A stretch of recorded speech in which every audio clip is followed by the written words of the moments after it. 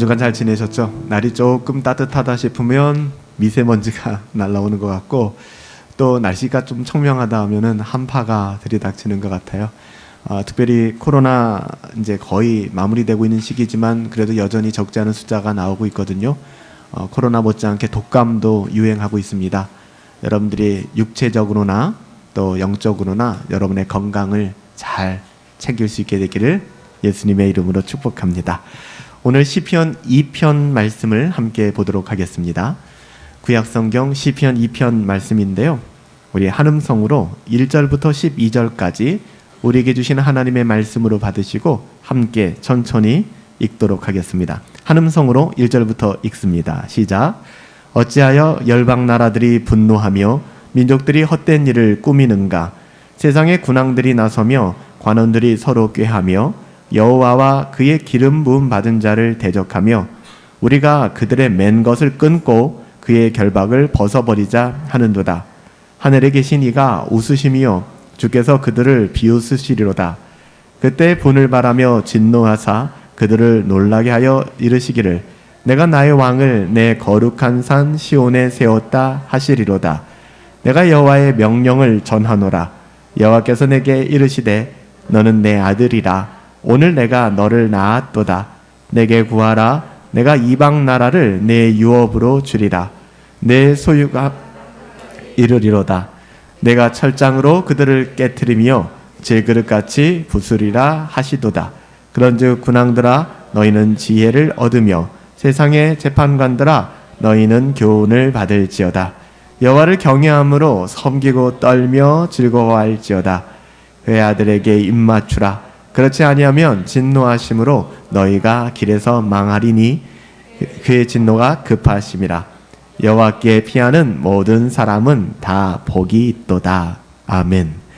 오늘 시편 전편 1절부터 12절까지의 말씀을 가지고 여호와께 피하는 모든 사람은 복이 있도다. 여호와께 피하는 모든 사람은 복이 있도다 라는 제목으로 하나님의 말씀을 함께 상고하도록 하겠습니다. 우리가 지난 시간에는 시편 1편 말씀을 살펴보았는데요, 시편 1편 말씀이 어떻게 시작되는지는 알고 계시죠? 복 있는 사람은 이렇게 시작합니다. 복 있는 사람은. 그런데 오늘 시편 2편을 보면은 어떻게 시작하는가를 보지 마시고 어떻게 끝나는가를 좀 보시죠. 뭐라고 끝나죠? 여호와를 의지하는 자는 다 복이 있도다. 이렇게 끝나요. 그래요. 원래 이 두 시편, 시편 1편과 시편 2편은 우리가 갈라놓은 사이지 원래 하나입니다. 하나의 시편이에요.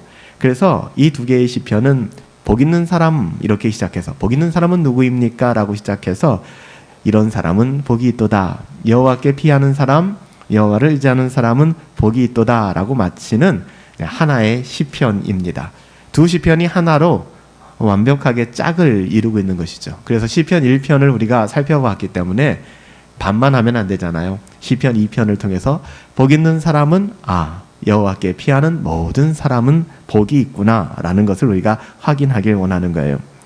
오늘 시편 2편은 지난주에 시편 1편에서 말하는 행복이 무엇인지에 대해서 조금 더 디테일하게 분명하게 이야기하고 있어요. 단지 이게 행복이야, 이게 복이야에 대해서 말할 뿐만 아니라 오늘 시편 2편은 더 나아가 오만하고 교만한 자, 즉 인간의 죄가 무엇인지에 대해서도 조금 더 깊숙하게 들어가서 이야기합니다. 그리고 더 나아가 그 죄의 결과가 무엇인지, 죄의 결과가 무엇인지도 분명하게 말하고 있는 것이 바로 시편 2편이죠.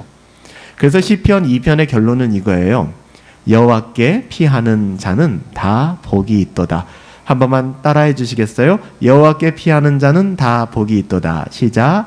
여호와께 피하는 자는 다 복이 있도다. 여러분, 여호와께 피하는 자는 다 복이 있어요. 우리 옆에 분들한테 한번 말씀해 주시겠어요? 여호와께 피하세요. 여러분에게 복이 있습니다. 예, 여호와께 피하세요.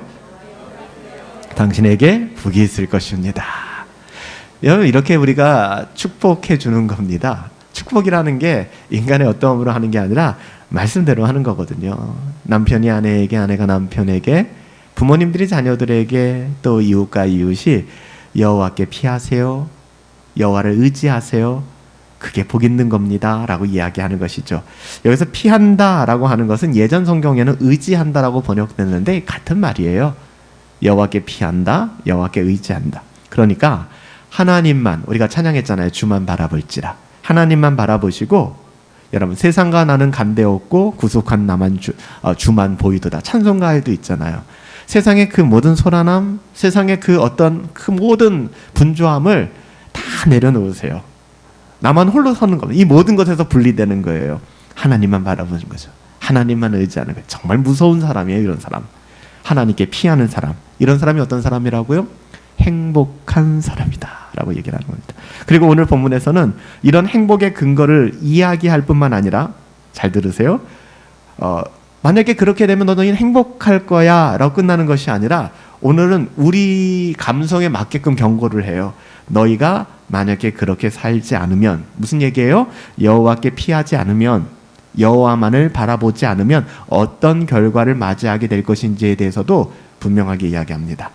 요즘도 그런가요? 예전에는 우리가 죽음을 맞이할 때 집에서 죽지 못하고 또 병원에서 죽지 못하고 길이나 아니면 여행을 하다 떠나면 객사한다, 별로 좋지 않게 여겼습니다. 그렇죠? 우리가 길거리에서 죽는 거, 죽음이라는 것은 우리가 그렇게 맞이하면 너무 비참한 거잖아요. 근데 오늘 성경 뭐라고 얘기하면요, 12절에 이렇게 얘기합니다. 만약에 너희가 하나님을 의지하지 않고 하나님을 신뢰하지 않는다면 길에서 망하게 될 것이다. 너희의 인생이 우리의 모든 일상 가운데에서 형통할 수가 없다는 이야기를 하는 것이죠. 이 말은 시편 1편에서 악인의 길은 망하게 될 것이다, 바람에 나는 겨와 같다, 이게 똑같은 표현을 하고 있는 것이거든요. 그러면 오늘 우리가 시편 2편 말씀 그래도 조금 잘 아시는 분들도 계실 텐데 2편 말씀을 공부하는 건 아니지만 그래도 이 말씀을 우리가 정확하게 알아야 되니까 시편 2편을 좀 우리가 그 구조적으로 좀 살펴보려고 해요. 어떻게 살펴보려고 하냐면요, 이 시편 2편은요 3절씩 끊어서 4개의 장면으로 구성되어 있습니다. 어떻게 끊냐면요, 1절부터 3절, 4절부터 6절, 7절부터 9절, 마지막 10절부터 12절 이렇게 끊어져요. 그럼 보세요. 우리 같이 한번 이 부분들을 좀 한번 숙지하는 그런 뜻에서 다시 한번 보도록 하겠습니다. 먼저 시편 2편 보면은 1절부터 3절은요 세상과 세상의 권력자들이 하는 말을 기록하고 있어요. 그냥 쉽게 얘기하면 우리가 세상에서 들을 수 있는 말들이에요. 하나님을 믿지 않는 사람들, 세상 사람들이 하는 말이거든요. 그런 사람들이 세상의 권력을 가지고 있기도 하고요, 우리가 다니는 직장의 오너이기도 하고요, 우리의 위 상사일 수도 있고요, 우리의 생사 여탈권을 이렇게 좀 만질 수 있는 사람일 수도 있어요. 우리의 친구일 수도 있고요. 여하튼 공통점은 무엇이냐 하면 세상 사람들이에요. 이 세상 사람들이 하는 말이 1절부터 3절입니다. 우리 같이 한번 읽어볼까요? 다시 시작. 어찌하여 이방 나라들이 분노하며 민족들이 헛된 일을 꾸미는가? 세상의 군왕들이 나서며 관원들이 서로 꾀하여 여호와와 그의 기름 부음 받은 자를 대적하며 우리가 그들의 맨 것을 끊고 그의 결박을 벗어버리자 하는도다. 이게 세상 사람들의 이야기입니다. 우리가 개론을 먼저 보려고 하니까 그 다음에 4절부터 6절까지의 말씀은 그들에 대한 하나님의 반응이 나와요. 세상은 그렇게 떠벌리고 있어요. 그럼 하나님이 여기서 어떻게 말씀을 하실까요? 그게 4절부터 6절이거든요. 같이 읽을까요? 시작. 하늘에 계신 이가 웃으심이여 주께서 그들을 비웃으시리로다. 그때 분을 바라며 진노하사 그들을 놀라게 하여 이르시기를 내가 나의 왕을 내 거룩한 산 시온에 세웠다 하시리로다. 이 하나님이 세상 사람들이 막 그렇게 하나님을 조롱하고 비웃고 하는데 하나님이 하시는 말씀이시거든요. 이어지는 7절부터 9절은 근데 그 기름 부음 받은 자 예수님의 말씀이 나오는데요. 우리 7절부터 9절 다시 말하면 시온산에 거룩한 왕을 세웠다고 하는데 그게 누구인지, 그가 하나님의 말을 그의 입을 통해서 이야기하거든요. 7절부터 9절 함께 읽습니다. 시작. 내가 여호와의 명령을 전하노라. 여호와께서 내게 이르시되 너는 내 아들이라. 오늘 내가 너를 낳았도다. 내게 구하라. 내가 열방 나라를 내 유업으로 주리니 내 소유가 땅끝까지 이르리로다. 내가 철장으로 그들을 깨트리며 질그릇같이 부수리라 하시도다. 예수님을 말하는 거거든요. 예수님을 이 땅의 왕으로 세울 것이다. 그리고 예수님께서 말씀하시는 거예요. 오늘 시편에서 여호와의 명령을 내가 전하겠다라고 얘기하는 것이죠.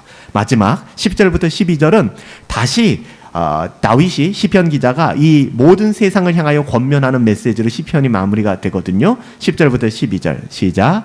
그런즉 군왕들아 너는 지혜를 얻으며 세상의 재판관들아 너희는 교훈을 받을지어다. 여호와를 경외함으로 섬기고 떨며 즐거워할지어다.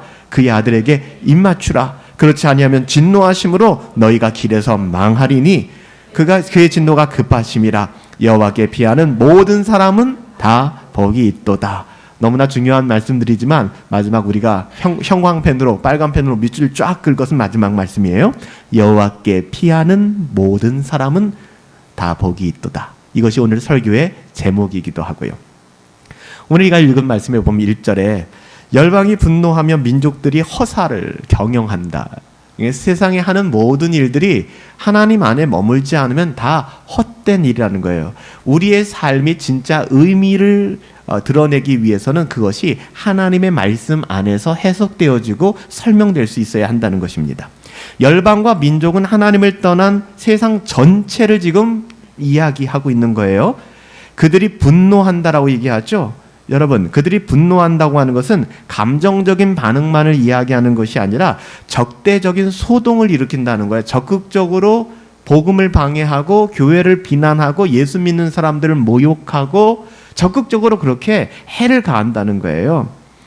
그러니까 항상 하나님께 반대한다는 것이죠. 하나님의 뜻에 보이콧하고 하나님의 뜻에 항상 시위하는 겁니다.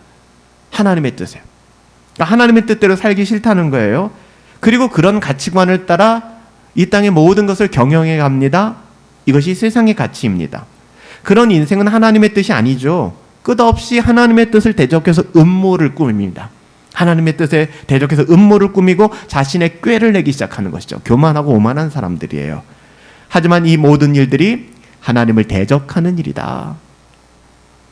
하나님을 대적하는 일이다. 그리고 헛되며 악한 일이다. 그렇게 경고하고 있는 거예요. 이렇게 세상에 속한 사람들은 여호와와 그 기름 부음 받은 자를 대적한다라고 하죠. 여기서 기름 부음 받은 자는 1차적으로는 다윗이에요. 다윗. 이 시를 다윗이 썼으니까. 근데 다윗이 그냥 쓴 게 아니라 다윗의 어떠함으로 쓴 게 아니죠. 성령의 감동을 받아 하나님께서 이 성경을 기록하게 하시고 하나님을 계시하시기 위해서 하나님께서는 다윗을 사용하신 거예요. 그렇기 때문에 1차적으로는 여기서 기름 부음 받은 자는 다윗입니다. 그렇지만 이 기름 부음 받은 자, 우리가 anointed, anoint라는 단어 쓰잖아요. 이 뜻이 뭐냐면요, 기름 부음 받은 자라는 뜻이거든요. 시브리어로 기름 부음 받은 자가 뭘까요? 여러분 시브리어 알고 계세요? 시브리어로 기름 부음 받은 자가 메시아입니다. 메시아는 시브리어예요. 시브리어로 메시아는 기름 부음 받았다라는 뜻입니다. 헬라어도 여러분 알고 계세요? 헬라어로 기름 부음 받았다는 뭔지 아세요? 그리스도입니다. 그리스도. 우리가 크리스토스라고 하고 영어는 크라이스트라고 번역했고 우리는 그것을 따서 그리스도다 이렇게 번역을 했죠. 크라이스트를. 여기서 기름 부음 받은 자는 이중적인 의미가 있는 거예요. 그래서 다윗도 이야기하고 다윗 안에는 우리도 들어가죠. 하나님을 사랑하는 사람들, 하나님의 자녀도 들어가는 것이고요. 더 근본적으로는 예수님에 대하여 예언하고 있는 것입니다. 예수님을 드러내고 있는 것이죠. 이건 제 임의적인 해석이 아니에요. 은혜 받으라고 여러분들에게 임의적으로 해석하는 것이 아니라 사도행전을 보시면 사도행전은 누가가 썼죠. 사도행전을 보시면 사도행전 4장 25절부터 26절에 이 말씀을 사도들이 인용을 합니다. 복음을 전하면서 이 시편 2편 말씀을 인용을 하는데 단어를 바꿔요. 그때 사도들이 실수를 한 게 아니에요. 사도들이 실수를 한 게 아니라 하나님께서 사도들에게 그렇게 영감을 주신 겁니다. 그래서 가끔 구약 성경을 사도들이 인용을 하는데 단어가 틀려요. 단어 선택이 틀려요. 그럼 우리가 성경을 해석할 때 아하, 구약의 이 단어의 의미는 바로 이런 의미였구나 이렇게 해석을 하는 게 가장 완벽한 성경의 해석 방법입니다. 신천지식으로 성경을 해석하면 안 돼요. 성경은 성경으로 풀어야지 성경의 일부분만 떼어내서 은혜 받으면 안 되는 거예요. 우리 한번 조금 수고스럽더라도 찾아서 읽어볼까요? 사도행전 한번 찾아보시죠. 사도행전 4장 25절부터 26절까지의 말씀인데요. 이 말씀이 복음을 증언하는 사도들이 시편 2편 말씀을 인용한 것입니다. 사도행전 4장 25절부터 26절 우리 한 음성으로 읽을까요? 시작. 또 주의 종 우리 조상 다윗의 입을 통하여 성령으로 말씀하시기를 어찌하여 열방이 분노하며 족속들이 허사를 경영하는고 세상의 군왕들이 나서며 관리들이 함께 모여 주와 그의 그리스도를 대적하도다 하신 이로소이다. 이렇게 말씀합니다. 그러니까 뭐래요? 다윗이 시편 2편을 기록하기는 했지만 다윗의 입을 통하여 성령으로 말씀하신 것이다. 그리고 이 뜻은 무엇이냐? 그들이 지금 박해를 받고 있거든요. 거절당하고 있거든요. 핍박을 당하고 있거든요. 이렇게 얘기해요. 마지막 26절 하반부에 보면 주와 그의 그리스도를 대적하도다 하신 이로소이다 라고 얘기를 합니다. 이 주는 우리가 시편 2편은 여호와로 번역을 해놨고요. 그리스도는 기름 부음 받은 자라고 번역되어 있잖아요. 기록되어 있잖아요. 그래서 기름 부음 받은 자가 궁극적으로는 그리스도를 의미하는 말씀이었구나. 더 나아가서는 그리스도 안에 거하고 있는 하나님의 자녀들의 삶에 대하여 말씀하신 거구나. 고난을 받는 삶. 근데 오늘 요한복음 6장에 주님 뭐라고 말씀하셨어요? 우리가 공동체 성경 읽기 할 때 주님 말씀하신 거 두려워하지 말라고 하시잖아요. 너희가 고난을 받지만 두려워하지 마. 그것이 너희를 어찌할 수 없어 라고 말씀하고 있잖아요. 우리가 성경을 해석할 때 여러분 가장 중요한 첫 번째 원칙이 뭐라고요? 성경의 의미를 이게 뭐지? 라고 해석할 때 정말 중요한 것은 성경으로 성경을 해석하는 것입니다. 즉 구약 성경은 신약 성경으로 해석되어져야만 합니다. 성경이 성경에 있어서 절대로 논리적인 모순을 일으킬 수가 없습니다. 이건 굉장히 중요한 거예요. 제가 오늘 말씀드린 것처럼 오늘 사도행전이 시편 2편의 의미를 바르게 해석하고 있는 것이거든요. 하나님 없는 세상은 이처럼 시위하듯이 하나님의 뜻을 대적합니다. 이것은 성경이 말하는 타락한 세상의 본성이에요. 세상의 어떠함. 신약 성경은 세상의 본성에 대해서 정말 많이 말했죠. 신약 성경이 세상에 대해서 뭐라고 말하는가요? 에베소서 2장 2절부터 3절은 제가 읽어드리겠습니다. 그때 너희는 그 가운데 행하여 이 세상 풍조를 따르고 공중의 권세 잡은 자를 따랐으니 곧 지금 불순종의 아들들 가운데에서 역사하는 영이라. 전에는 우리도 다 그 가운데서 우리의 육체의 욕심을 따라 지내며 육체와 마음이 원하는 것을 하여 다른 이들과 같이 본질상 진노의 자녀였더니, 여러분 이것이 세상이에요. 그런데 우리는 마치 험악한 세상에 노아에게 하나님이 은혜를 주신 것처럼 우리에게 은혜를 주사 피할 길을 열어주시고, 우리에게 율법을 주신 이유가 뭐라고요? 하나님께 피하라는 거라고 말씀드렸잖아요. 우리에게 길을 열어주신 거예요. 예수 그리스도로 말미암아 누리는 참된 평안이죠. 본질이 진노의 자녀였지만 이제는 하나님의 자녀가 된 것이죠. 예수님께서도 제자들에게 뭐라고 말씀하셨어요? 요한복음 15장에 보면 18절 19절에서 세상이 너희를 미워하면 너희보다 먼저 나를 미워한 줄 알아라. 너희가 세상에 속하였으면 세상이 너희를 왜 미워하겠니? 이라고 해요. 너희가 세상의 방식대로 살아가고 세상의 관점대로 살아간다 그러면 세상은 자기의 것을 사랑할 것이지만 너희는 세상에 속한 자가 아니고 도리어 세상에서 나의 택함을 입은 사람이기 때문에 바로 그 이유 때문에 세상이 너희를 미워하게 될 거야 라고 말씀하셨잖아요. 여러분, 하나님의 자녀들이 이 땅을 살아갈 때 녹록지 않은 이유가 여기 있는 거예요. 이것이 세상과 하나님, 세상과 그리스도, 세상과 교회의 관계의 본질입니다. 우리는 세상과 잘 지낼 수가 없어요. 만약에 세상과 잘 지낼 수 있다라고 믿으시는 분들은 세상이 그리스도를 십자가에 못 박지 않을 수도 있었다라고 생각하시는 분과 같아요. 절대로 그래서 거듭나지 않고서는, 하나님의 자녀가 되지 않고서는 우리가 하나님을 대적하며 본질상 진노의 자녀로 살아갈 수밖에 없다는 것이죠. 그래서 오늘 시편에서도 하나님의 통치를 벗어난, 그러니까 끝없이 시위하는 거예요. 매일 시위하는 거죠. 두세 사람이 모이면, 프랑스 사람들이 그런다잖아요. 프랑스 사람들이 두세 사람만 모이면 혁명을 이룬다 그러잖아요. 그래서 프랑스를 가고 파리를 가고 이렇게 방문을 해보면 그 나라 사람들이 말할 때 그런다고 얘기하잖아요. 시위가 없는 날은 진짜 복받은 날이다. 그만큼 인권을 중요시 여기고 날마다 시위하는 거예요. 자기들의 어떠함을 위해서. 근데 똑같아요. 우리도 믿지 않는 사람들은 매일 모여요. 매일 모여. 매일 모여서 뭐 하느냐? 하나님의 통치에서 벗어나자. 하나님이 도대체 뭐냐? 나는 나다. 내 뜻대로 살래. 나는 자유야. 뭐 이런 걸 주장하는 것입니다. 그래서 오늘 본문의 3절은 세상과 권력자들이 무엇을 원하는지를 구체적으로 얘기하고 있어요. 3절에 뭐라고 얘기해요? 이렇게 우리가 그 맨 것을 끊자. 아, 갑갑해. 하나님이 나를 옥죄고 있어. 난 답답해. 나는 내 자유대로 살고. 똑같아. 우리가 그 맨 것을 끊고 그 결박을 벗어버리자. 날마다 모이면 그런 얘기하는 거예요. 여러분, 소그룹 모임에서 모여서 맨날 이런 얘기하면 안 돼요. 자기 어떠한만 얘기하면 안 됩니다. 우린 그런 사람들이 아니에요.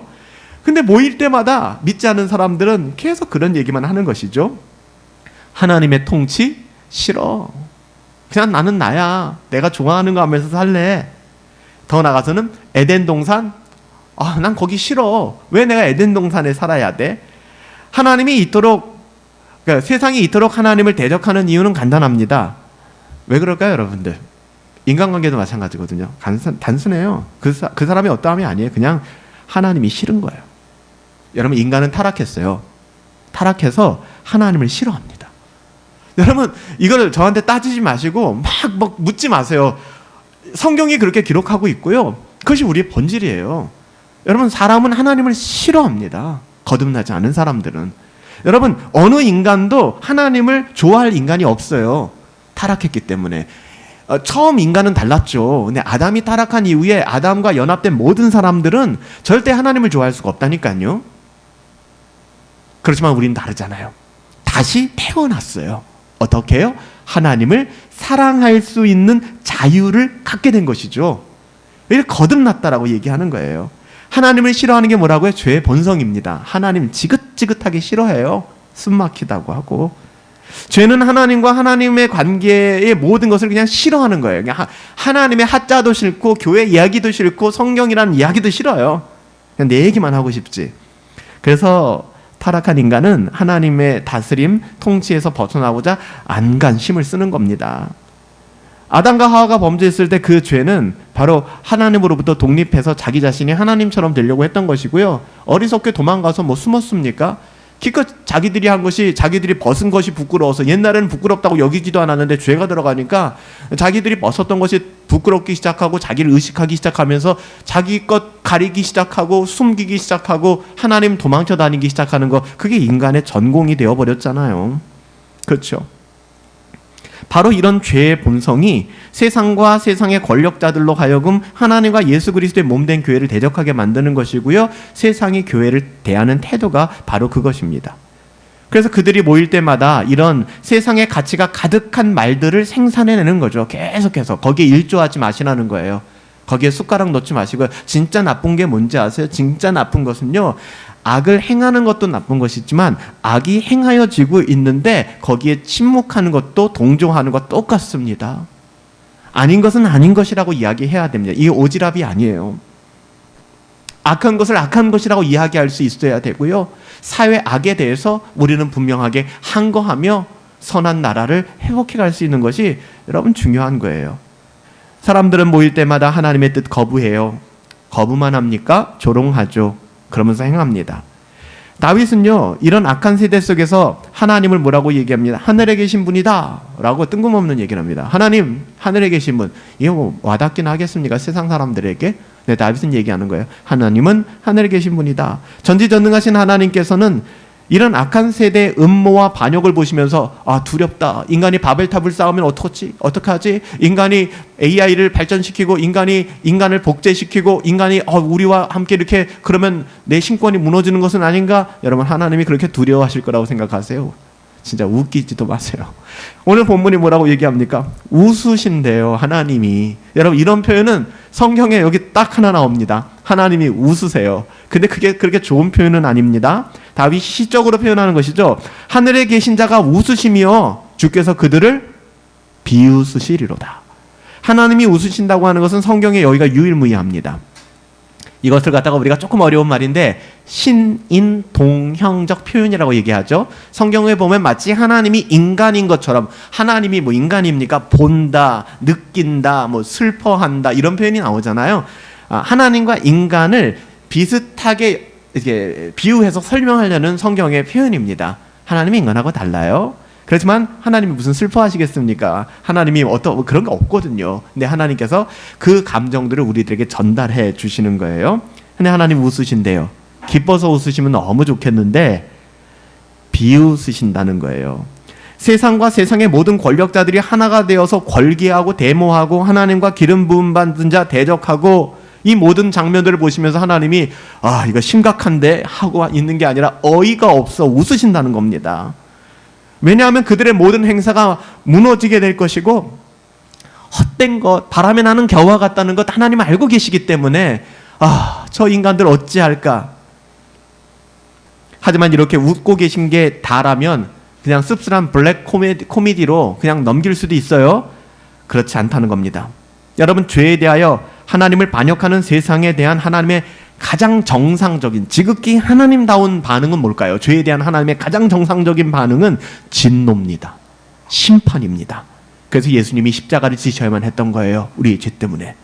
5절 말씀이잖아요. 그때 분노를 바라며 진노하사 저희들을 놀라게 하며 말씀하시기를.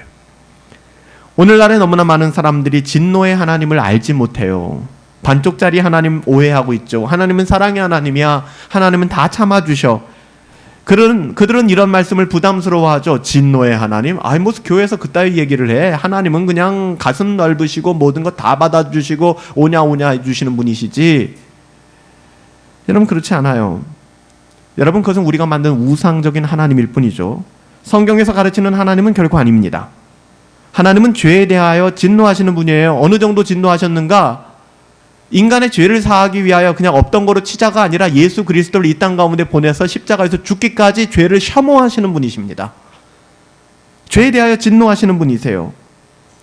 사도 바울은 이걸 너무나 잘 표현하고 선언했죠. 사도 바울이 로마서 1장 18절에 하나님의 진노가 불의로 진리를 막는 그 사람들의 모든 경건하지 않음과 불의에 대하여 하늘로부터조차 나타나리니. 두렵지 않습니까? 이것이 하나님을 대적하는 세상이 처한 영적인 상황입니다. 이러한 교만하고 악한 세상에 하나님께서는 예수님을 보내주셨고 그를 왕으로 우리에게 주시겠다라고 오늘 시편 4절 이하에 이야기하는 거예요. 하나님께서는 세상이 하나님과 그리스도를 대적하여 행하는 모든 교만함에 대하여 주권적으로 내가 거룩한 시온산에 내가 내 왕을 세울 것이다 라고 얘기한 예수님을 보내주실 것이다. 예언적인 메시지죠. 우리의 구원자, 나의 구원자, 나의 왕 예수 그리스도를 우리의 주로 세우시겠다. 그런 예수님이 오늘 시편 2편에 뜬금없이 등장하잖아요. 예수님께서는 모든 것을 아버지의 뜻대로 아버지의 명령대로 내가 준행한다라고 이야기를 합니다. 그리고서 7절부터 9절에 아버지 하나님, 성부 하나님께서 성자 예수님에게 주신 그 메시지가 나오죠.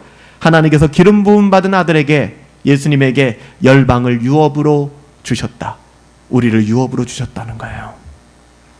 그리고 이 모든 약속은 그리스도 안에 거하는 하나님의 자녀들에게도 유효한 것입니다. 내가 너희에게 열방을 유업으로 주겠다. 그리고 9절에 뭐라고 얘기해요? 믿지 않는 사람들, 하나님을 향하여 대적하는 자들을 향하여 내가 철장으로 저희를 깨트리며 질그릇같이 부수어버리겠다. 굉장히 과격한 표현이에요. 여러분, 철장 아시죠? 쇠로 된 이 철장으로 질그릇 아시죠? 그 질그릇을 탁 친다고 생각해 보세요. 얼마나 쉬운 일입니까? 하나님의 진노가 여러분 죄인들을 향하여, 악인들을 향하여 이와 같다는 것입니다. 그래서 예레미야 선지자가 도무지 어떻게 해도 이 백성들이 말을 듣지 않으니까 어느 날 이 오지병 하나를 들고 와가지고서 이 병을 많은 사람들이 모인 광장 앞에서 그냥 내던져 버리잖아요. 박살이 나버리는 것이죠. 너희가 이렇게 될 것이다. 시청각을 통해서. 그래도 못 깨닫는 거예요. 설마. 여러분, 오늘 시편에 있는 내용을 정리해 보세요. 세상과 열왕들이 하나님과 그 기름 부음 받은 자를 그리스도를 대적하기 위하여 모여들고 음모를 세웁니다. 그러나 하나님께서는 그들을 비웃으시죠. 당신의 거룩하신 중권을 따라 한 가지 일을 행하겠는데 내가 내 아들을 이 거룩한 땅 시온 땅에 세울 것이다. 그리스도를 보낼 것이다 라고 말씀합니다. 그리고 그 아들 주 예수 그리스도는 이 땅에 아버지의 뜻을 온전히 선포하는 장면이 나오는 거예요. 열방이 다 나에게 주어졌고, 그리고 그것을 거부하는 자, 그리스도를 거부하는 자는 철장으로 질병이 깨어지듯이 그렇게 깨어지게 될 것이다. 하나님의 심판 가운데 놓이게 될 것이다. 이제 마지막 10절부터 12절 권면의 장면이 나오죠. 우리는 다시 시편 1편을 그 말씀으로 다시 한번 복귀해서 돌아갈 필요가 있어요. 시편 1편 말씀에 우리가 내용들처럼 오늘 10절부터 12절 말씀, 우리 앞에 두 갈래의 길이 또 등장하게 됩니다. 두 갈래의 길. 시편 1편이 말한 의인의 길과 악인의 길이죠. 이제 성령 하나님께서 모든 죄인들, 반역자들, 이 모든 세상의 악한 사람들을 향하여, 우리를 포함한 모든 악인들을 향하여 복 있는 삶으로 초청하고 계신 것이죠. 이게 복음이잖아요. 영접하는 자 곧 그 이름을 믿는 자에게는 하나님의 자녀가 되는 권세를 주셨으니 힘으로도 능으로도 되지 아니하고 혈통으로도 되지 아니하고 하나님께로부터 거듭난 자가 아니고서는 안 된다. 먼저 하나님과 기름 부음 받은 자를 대적하려고 소동하며 헛된 경영을 하고 있는 군왕들과 세상 사람들을 향하여 말합니다. 지혜를 얻으라.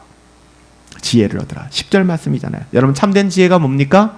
하나님을 경외하는 거예요. 그러니까 지혜를 얻으라는 것이 인간의 꼼수를 좀 늘려라, 좀 뭐 세상적인 어떤 방식들을 좀 탑재하라는 게 아닙니다. 성경에서 지혜를 운운하는 것은, 지혜는 하나님을 두려워하라, reverence, 하나님을 경외하라, 하나님을 리스펙트하라, 이 얘기예요. 같은 의미거든요. 하나님을 경외하라. 하나님의 교훈을 겸손하게 받아들이는 것이 진짜 참된 지혜입니다. 여기서 교훈을 받으라고 하는 것은 하나님의 뜻대로 살아가라는 것이죠. 너희가 이렇게 그대로 세상의 방식대로 살아가다가는 철장으로 질그릇과 같이 깨어지게 될 것이다 라고 강력하게 경고하며 지혜를 얻으라, 하나님을 경외하라. 두 번째는요, 여호와를 경외함으로 섬기고 떨며 즐거워하라. 여러분, 이런 태도가 우리가 하나님의 말씀을 경외하라, 하나님의 말씀에 순종하라라고 얘기하니까 이런 태도가 단지 우리가 물리적으로 누군가에게 굴종하고 또 굴종당하는 뭐 이런 생각을 하기 쉬워요. 아니에요. 성경이 늘 말하는 여호와를 경외함으로 여호와께 순종하라, 복종하라라고 얘기하는 것은 항상 이게 들어가요. with rejoice, 즐거움으로 항상 기쁨과 자원하는 마음으로. 그러니까 그의 자원하는 마음으로 기쁘게 순종하라는 거예요. 이거 세상 사람들이 이해하겠습니까? 초신자들이 이해하겠어요? 이해 못합니다. 어떻게 신앙생활에 이런 여러 가지 율법의 요구를 이루는 삶을 즐겁게 할 수가 있어? 율법의 의미를 모르는 거예요. 나의 어떠함을 모르는 거예요. 그러니까 신앙생활이 겁나게 힘든 거죠. 짜증나고 자꾸만 나의 나됨을 제한하는 것 같고 너무 어렵다라고 생각하는 것이죠. 그러니까 우리는 점점 어린 나이에서 커가는 신앙 가운데 나가야 되는 거예요. 사실 오늘 이 11절 말씀, 이 구절이 신앙의 하이라이트예요. 신앙의 정수입니다. 너무나 잘 보여주고 있어요. 신앙은 뭐라고요? 하나님을 경외하는 거예요. 따라합시다. 신앙은 하나님을 경외하는 것입니다. 예, 하나님을 경외한다는 말 아시죠? 하나님 경외하는 것은 제가 굳이 번역해서 얘기한다면 너무너무 사랑하고 존경하기 때문에 두려워하는 것입니다. 그냥 무슨 맹수 앞에서 불량배 앞에서 그냥 폭력배 앞에서 무서워서 부들부들 떠는 게 아니란 말이에요. 그런 순종이 아닙니다. 신앙은 하나님을 경외하는 거예요. 하나님을 참으로 경외하는 사람은 떨며 즐거워하는 것이 뭔지, 이 떨며 두려워한다는 말과 즐거워한다는 말이 이게 같이 만날 수 있다는 것이 어떤 의미인지를 알아요. 근데 거듭나지 않은 것은 이 말이 도저히 안 되는 거죠. 이해할 수 없는 것이죠. 두려움이 없는 기쁨은 경망스럽고 무엄한 것이며 기쁨이 없는 두려움은 극히 노예적인 두려움일 뿐이다 라고 윌리엄 베이츠는 얘기했어요. 정말 빙고입니다. 빙고. 두려움이 없는 기쁨은 경망스럽고 무엄해요. 하나님이 지 친구인 줄 알아요. 그냥 우리 친구인 줄 알아요. 하나님 하는 정도. 오라면 오고 가라면 가고 적당히 나의 성공과 번영을 위해서 이용할 수 있는 존재 아니에요. 두려움이 없으니까. 두려움이 없는 기쁨은 경망스럽고 무엄하고요. 반대로 기쁨이 없는 두려움은 그 노예의 두려움. 그런 게 하나님을 경외하는 마음이 아니라고요. 윌리엄 베이츠의 말은 진짜 탁월한 지적인 것 같아요. 여러분, 하나님을 즐거워하는 참된 기쁨은 오직 하나님을 경외하는 자에게만 주시는 은혜임을 기억하시기 바랍니다. 이것은 많은 사람들이 생각하는 것처럼 하나님이 무슨 우리의 친구나 되는 것처럼 아니란 말이에요. 주님은 우리를 향해서 나는 너의 친구다라고 말씀하셨지만 여러 번 말씀드리죠. 우리가 하나님 앞에 당신 나의 친구죠라고 고백하면 그거 안 되는 거예요. 그러면 안 돼요. 버릇 없는 것이죠. 그럴 수가 없는 것입니다. 버릇 정도가 아니라. 여러분, 하나님은 무슨 우리의 친구나 되듯이 경박하게 말하는 자에게 결코 주어질 수 없는 그런 존재입니다. 성경은 하나님께 대한 그런 천박한 태도를 절대로 지지하고 있지 않아요. 하나님과 기름 부음 받은 자를 대적하는 세상과 권력자들의 문제는 하나님을 두려워할지 모른다는 거예요. 하나님을 두려워할지 모르기 때문에 모든 죄들이 파생되고 이 죄들이 폭발적으로 번식하는 겁니다. 하나님을 두려워하면은 다 끝나요. 그러니까 자꾸만 미시적으로 가지치기 하지 마시고 뿌리를 뽑아버리십시오. 근데 뿌리를 내심으로는 못 뽑으니까 성령의 역사로 듀나미스, 그 성령의 녹살이 박살을 해버리는 거예요. 그러면 인생이 바뀌어요. 인생이. 자꾸만 장가지치지 마시고요. 마지막에 뭐라고 얘기합니까? 그의 아들에게 입맞추라. 이건 여러분 상상이 되시죠? 고대, 지금은 조금 그러지만 고대의 입맞춤은 아랫사람이 윗사람에게 충성과 복종을 맹세하는 표시로서 신하가 왕에게, 노예가 주인에게 하는 표현이 입맞춤이었습니다. 그러니까 너희는 주 예수 그리스도께 충성과 복종을 맹세하라는 표현이죠. 그분밖에는 주가 없다. 그분이 우리의 세이비어가 되시지만 똑같은 의미로 그분은 우리의 삶의 주인이 되신다. Lord of my life. 나의 삶의 주인이 되신다. Lordship, 주권. 주권은 뭐예요? 주인 되신다는 거예요. 나의 주인 되신다는 거. 그렇죠? 우리가 이렇게 그분께 입맞추고 또 당신이 만주의 주가 되시고 만왕의 왕입니다 라고 고백해야 될 분명한 이유는 뭐예요? 분명한 이유는 여러분 이렇게 얘기합니다. 그렇게 하지 않으면 진노하심으로 너희가 길에서 망하리니 그의 진노가 급하대요. 이 조나단 에드워즈의 설교를 보는 것 같죠. 하나님의 급박한 진노 앞에 놓인 죄인들. 지금도 미국 아이들이 교과서를 배울 때 필독서로 보게 되는 아티클이 에드워즈의 그 설교문이잖아요. 진노, 하나님의 불같은 그 진노하심. 바로 철장으로 질그릇을 부수는 그 심판이 있다는 것입니다. 여러분, 오늘 시편 기자의 결론은 우리의 설교의 제목, 우리가 계속 따라 읽었던 것처럼 그렇기 때문에 여호와께 피하세요. 여호와께 피하는 자는 복이 있도다. 이렇게 복 있는 사람에 대한 시편 1편으로부터 복 있는 사람은 누구인가? 라고 시작해서 시편 2편에 여호와께 피하는 자는 다 복이 있도다. 이렇게 마무리됩니다. 하나님과 그리스도를 향하여 반역과 대척점을 일삼던 그 자리에서 돌이켜 그의 아들에게 입맞추고 여호와를 경외함으로 섬기고 떨며 즐거워하는 자가 복되다는 것입니다. 여호와를 피난처로 아는 사람. 여러분의 피난처는 어디입니까? 어디예요? 나의 피난처 되신 예수. 우리가 한참 예배 마지막에 이 찬양도 했었잖아요. 여호와를 피난처로 생각하는 사람, 그 아들 주 예수 그리스도 안에서 하나님의 진노를 피하는 그 사람이 정말로 복된 사람이라는 거예요. 그 사람은 시냇가에 심긴 나무 같겠죠? 형통한 사람이에요. 하나님의 인정을 받는 사람이죠. 여러분들은 하나님께로 피하시나요? 여러분은 하나님을 또 그리스도만을 의지하시나요? 이것이 우리의 영원한 운명을 결정하는 가장 중요한 문제라는 사실을 꼭 기억하시기 바랍니다. 살아계신 아버지 하나님, 두 갈래 길 앞에 선 우리들, 복 있는 자의 길을 걸을 것인가, 악한 자의 길을 걸을 것인가, 날마다 고민하고 생각하지만 우리로는 할 수 없지만 하나님께서 우리의 영혼을 돌이켜 좁고 험한 길이지만 우리 주님 가신 그 길 따라 걸어갈 수 있도록 인도하여 주시니 감사합니다. 살아계신 아버지 하나님, 여호와께 피하는 자, 그리스도께 피하는 자 복이 있다 하였습니다. 세상 살아가면서 사람들에게 인정받으면 좋죠. 하지만 사람들의 인정받기는 없다면 너무나 비참하지 않겠습니까?